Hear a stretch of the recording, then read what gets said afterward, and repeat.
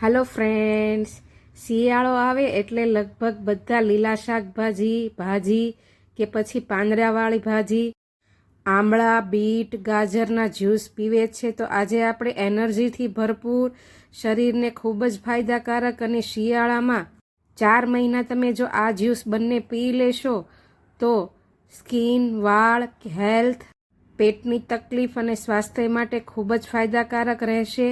બંને જ્યુસમાં એક એવી વસ્તુ ઉમેરીશું કે જેનાથી ફાયદાઓ અનેક ગણા વધી જશે.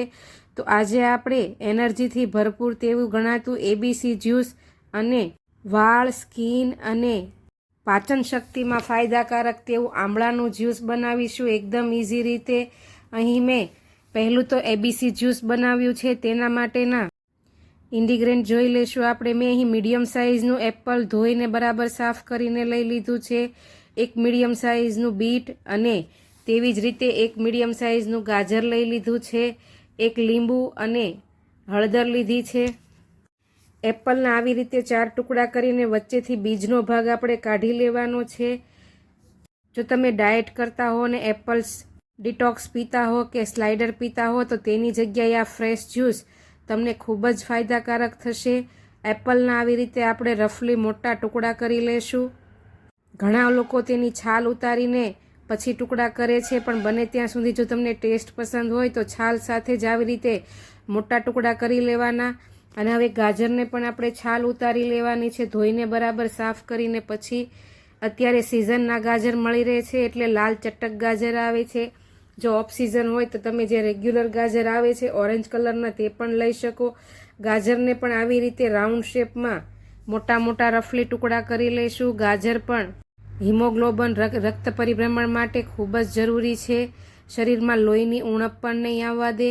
ગાજરના આવી રીતે રફલી ટુકડા કરી લીધા છે. હવે મેઇન ઇન્ગ્રીડિયન્ટ આ એબીસી જ્યુસમાં જે છે તે બીટરૂટને આપણે ધોઈને બરાબર સાફ કરી અને ઉપરથી છાલનો ભાગ બધો જ ઉતારી લેવાનો છે. બીટમાં હિમોગ્લોબિન ભરપૂર માત્રામાં હોય છે, જેને લોહીની ઉણપ હોય કે પછી શરીરમાં અણશક્તિ રહેતી હોય તેના માટે આ ખૂબ જ જરૂરી છે.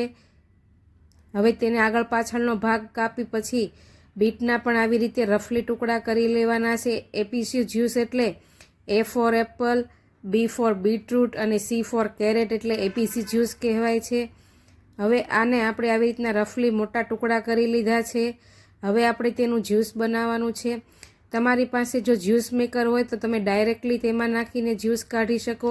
મેં અહીં મિક્સર જારમાં જ્યુસ કર્યું છે. પહેલાં તો આપણે એપલના ટુકડા એડ કરીશું, પછી ગાજરના અને બીટના. હવે તેનો ટેસ્ટ વધારવા માટે અને સ્કિન માટે ઉપયોગી તેવી લીલી હળદરના ટુકડા એડ કરીશું, ફુદીનાના પાન એડ કરીશું, તેનાથી જ્યુસનો ટેસ્ટ સરસ આવશે. અને અડધા લીંબુનો રસ એડ કરીશું, જેથી જ્યુસનો કલર પણ સરસ રહે, કાળું પણ ન થાય અને ટેસ્ટ પણ ખૂબ જ સરસ આવે.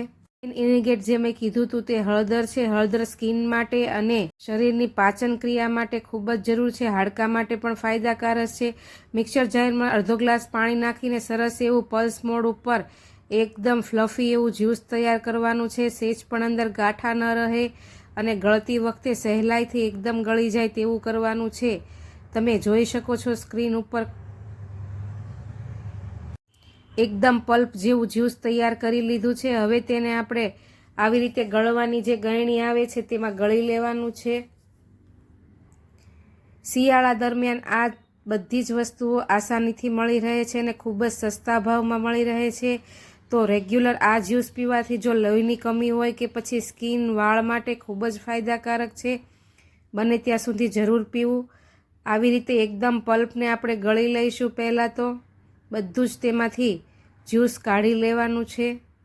જો તમે સરસ રીતે મિક્સર ગ્રાઇન્ડરમાં ક્રશ કર્યું હોય તો ખૂબ જ ઓછો ભાગ વધશે. હવે તેના ટેસ્ટ માટે આપણે અહીં અડધી ચમચી ચાટ મસાલો એડ કરીશું. જો ન હોય તો તમે જીરું કે પછી મરી પાવડરની સાથે 2 ચપટી જેટલો સંચળ નાખીને પણ લઈ શકો. સરસ એવું એબીસી જ્યુસ તૈયાર થઈ ગયું છે. ફ્રેશ તેને આપણે સર્વ કરીશું. સ્કિન ગ્લો માટે, હિમોગ્લોબિન માટે કે લોહીની ઉણપ હોય, પિમ્પલ્સ માટે આ એબીસી જ્યુસ ખૂબ જ ફાયદાકારક છે. જો તમે ડાયટ કરતા હો તો ડાયટમાં પણ રેગ્યુલર આ જ્યુસ લઈ શકો. તો તમે જુઓ તેમ એકદમ ઇઝી રીતે જ્યુસર વગર સરસ રીતે આપણે એબીસી જ્યુસ બનાવી લીધું છે. હવે આ જ પ્રમાણે આપણે બીજું શિયાળા દરમિયાન પીવાતું જ્યુસ બનાવીશું, જે છે લગભગ બધા જ જરૂરથી પીવે છે અને ખાય પણ છે તેવા આમળાનું જ્યુસ. આમળાના જ્યુસની આપણે બધી જ સામગ્રી લઈ લીધી છે. તેમાં પણ એક મેઇન ઇન્ગ્રેડિયન્ટ ઉમેરીને આપણે તેના ફાયદાઓ અનેક ગણા વધારીશું. મેં અહીં 6 થી 7 નગ જેટલા આમળા લીધા છે. આમળાને ધોઈને સરસ એવા કોરા કરી લીધા છે. હવે તેને ચપ્પુથી આવી રીતે કટ કરીને આમળાનો બધો જ ભાગ લઈને અંદરથી ઠળિયાનો ભાગ આપણે જુદો કરી લેવાનો છે. આમળા વાળ માટે, સ્કિન માટે, પાચન શક્તિમાં ખૂબ જ ફાયદાકારક છે. તમારા વાળ ધોળા થતા હોય તો રેગ્યુલર આમળાના જ્યુસ પીવાથી અસર કરશે અને વાળ પણ લંબાઈ વધશે. આમળામાં બધા બીજનો ભાગ જુદો કરીને આવી રીતે આપણે ટુકડા કરી લીધા છે. અને ડાયટમાં પણ જો તમે આવી રીતે આમળાનું જ્યુસ પીશો તો ઇમ્યુનિટી તમારી સારી રહેશે, ભૂખ પણ ઓછી લાગશે અને વજન ફટાફટથી ઘટશે. આમળાના ટુકડા થઈ ગયા છે અને હવે આપણે તેના સ્વાદને બેલેન્સ કરવા માટે 1 ઇંચ જેટલો આદુનો ટુકડો લઈ લીધો છે. આદુના ટુકડાને બરાબર પાણીથી સાફ કરી આપણે તેની પણ આવી રીતે છાલ ઉતારી લઈશું અને તેના મીડિયમ સાઇઝના ટુકડા કરી લેવાના છે. આદુથી જ્યુસનો ટેસ્ટ પણ સરસ આવશે અને આદુ શિયાળામાં શરદી, કફ કે પછી ખાંસીથી દૂર રાખશે. રેગ્યુલર જ્યુસ પીવાથી તમને શરદી કે કફ નહીં થાય. આદુની છાલ ઉતારીને આપણે એના ટુકડા કરી લીધા છે. હવે મિક્સર ગ્રાઇન્ડરમાં આપણે જ્યુસ જારમાં પહેલાં તો આમળાના ટુકડા એડ કરીશું, પછી જે આદુના ટુકડા કરીને રાખ્યા છે તે એડ કરીશું અને ટેસ્ટ વધારવા માટે આપણે અહીં ફુદીનાના પાન એડ કર્યા છે ને જે મેઇન ઇન્ગ્રેડિયન્ટ કીધું છે તે મીઠા લીમડાના પાન આપણે એડ કરીશું. મીઠા લીમડામાં ગુણોનું ભરપૂર હોય છે અને તેના માટે પૈસા પણ ખર્ચવા નથી પડતા. અત્યારે ઘરે જ બધા કરે છે કે પછી માર્કેટમાં પણ ધાણાની સાથે આસાનીથી આપે છે. અડધા લીંબુનો રસ આપણે એડ કરીશું અને મિક્સર ગ્રાઇન્ડરમાં પલ્સ મોડ ઉપર કરીને સરસ એવો જે મેં ફ્લફી સ્મૂધ પેસ્ટ આપણે તૈયાર કરવાની છે. જરૂર મુજબ આપણે તેમાં અડધો ગ્લાસ જેટલું પાણી એડ કરીશું અને 2 થી 3 મિનિટ માટે મિક્સરમાં સરસ એવું ક્રશ કરી લઈશું. તમે જુઓ તેમ એપલ જ્યુસની જેમ જ તે સરસ એવું ક્રશ થઈ ગયું છે. હવે તેને પણ આપણે આ તેજ ગળણીમાં ગળી લેવાનું છે. આમળાના જ્યુસના અનેક ફાયદાઓ છે. જો તમે શિયાળામાં ન પીતા હોય તો જરૂરથી ચાલુ કરજો. વાળ માટે તો ખૂબ જ જરૂરી છે.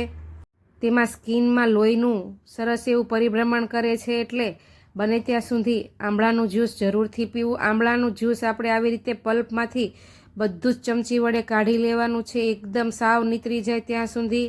હવે આમળાના જ્યુસમાં પણ ટેસ્ટ વધારવા માટે આપણે અહીં અડધી ચમચી જેટલો ચાટ મસાલો કે સંચળ પાવડર કે જીરું પાવડર એડ કરીશું. બરાબર મિક્સ કરીને જો ઠંડુ ન કરવું હોય તો એમનેમ જ ફ્રેશ જ્યુસ આપણે ગ્લાસમાં સર્વ કરીશું. આ બંને જ્યુસ તમે ડાયટમાં પણ રોજે લઈ શકો કે પછી એમનેમ પણ સવારે ભૂખ્યા પેટે પણ લઈ શકો. જો તમે મારી ચેનલ સબસ્ક્રાઈબ ન કરી હોય, ચેનલ ઉપર નવા હો તો બેલ આઇકન દબાવી ચેનલને સબસ્ક્રાઈબ જરૂરથી કરજો, જેથી મારી આવી નવી નવી હેલ્ધી રેસીપીના તમને નોટિફિકેશન મળતા રહે. તો ચાલો આવી શિયાળાની નવી નવી રેસીપીઓ લઈને આવતીકાલે ફરી મળીશું. આવજો. જય શ્રી કૃષ્ણ.